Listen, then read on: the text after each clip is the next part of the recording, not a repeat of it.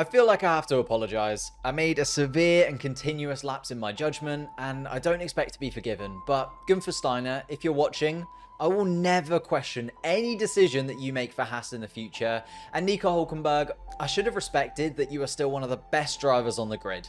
Let's discuss how I got it so wrong and how Haas seem to have gotten it so right coming into the 2023 season. Hello everybody and welcome back to another not applicable Formula 1 video. I hope that you're well, and this is the bit where I ask you to like the video and subscribe to the channel if you're new.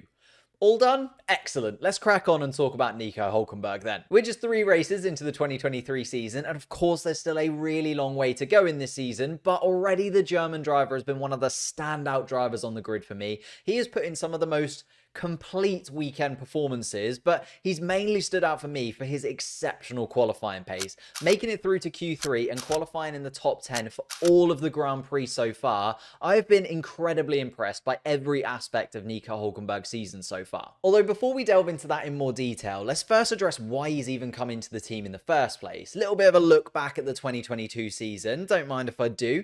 During the 2022 season, the question for Haas was, do they get rid of this raw talent in Mick Schumacher?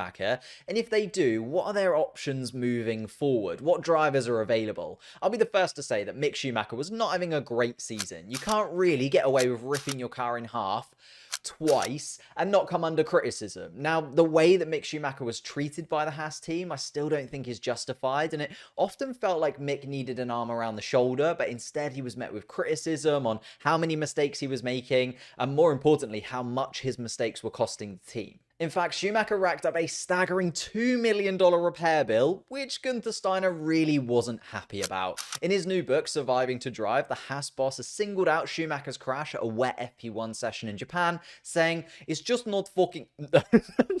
No, I'm not going to do the voice. I'm not going to do the voice. That's not a thing. I'm not... Okay, moving on. As I was saying, it's just fucking ridiculous. How many people could we employ with $700,000? And I have to now find that money. So basically what Haas were looking for by replacing Schumacher was a safe pair of hands. In a team where last season they weren't able to actually reach the budget cap in terms of their spending, losing out on $2 million that could have gone into development or staff is crazy. Now, I was still a big advocate of keeping Schumacher. However, as a young driver, I thought these costly mistakes would eventually be learned from and hopefully gotten rid of. And then moving forwards, you still have this young talent that the team can help shape for the future. I felt like Mick just still deserved a shot in Formula 1. I felt he'd shown flashes that pointed towards him being able to improve and get more from himself out of this Haas setup. But like, who knows if that would have been the case. I'd love to know actually your thoughts. Would Mick Schumacher have improved in this season? And would he have been on the level of even like a Kevin Magnussen this season so far? I'd love to know your thoughts in the comments down below. I just felt like whereas the other older options in Hulkenberg and Giovinazzi, for instance, you know what you're getting there. They're already set in their ways. I just thought that if Haas went for Hulkenberg, you'd end up with a few mediocre seasons out of him at best, and then you have this aging driver that you have to slowly try and get rid of. My goodness me though, I was completely wrong. It was a terrible take. Idiot. The swap for Nico Hulkenberg looks to be a masterstroke from the Haas team. I think that Haas were honestly just looking for that boring driver after everything they've been through recently, with the team falling apart through the 2019 season, and 2020 was even worse, having to take on Mazepin for the 2021 season just to stay financially afloat, having to suddenly drop Mazepin and miss out on the financial backing that came with him for 2022.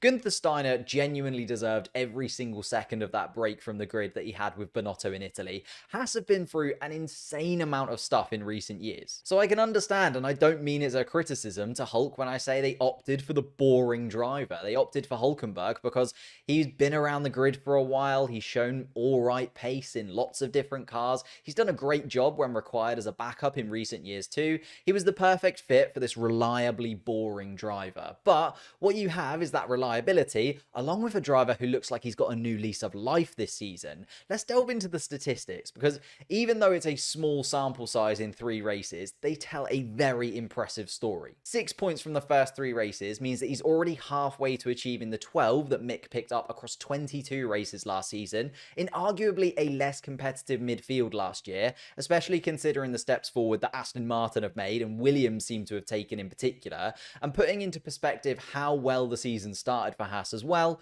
Plus, those 6 points actually slot him into 9th place in the driver's standings, meaning that he's also 5 points ahead of his teammate Kevin Magnussen, who is down in 17th place, which is something that Schumacher could have only dreamed of last season, being that far ahead of Kevin Magnussen. I mean, like, Kevin Magnussen is the poster boy for Haas Formula 1, comes back into the team last season just before we're set to get underway in Bahrain and comes absolutely flying out of the blocks, picks up a respectable 25 points for the team, 13th in the driver's standings last year, and of course picks up that infamous pole position in Brazil, something that will now be referenced literally every single time anyone talks about Kevin Magnussen's career. That's a tough test for anybody joining the Haas team to outperform, so for Nico Hulkenberg to just stroll into the team and be, first of all, out-qualifying Kevin by an average of 0.529 seconds is obscene. Remember, Magnussen is no slouch in qualifying. Last year, he outperformed Mick by 0.364 seconds.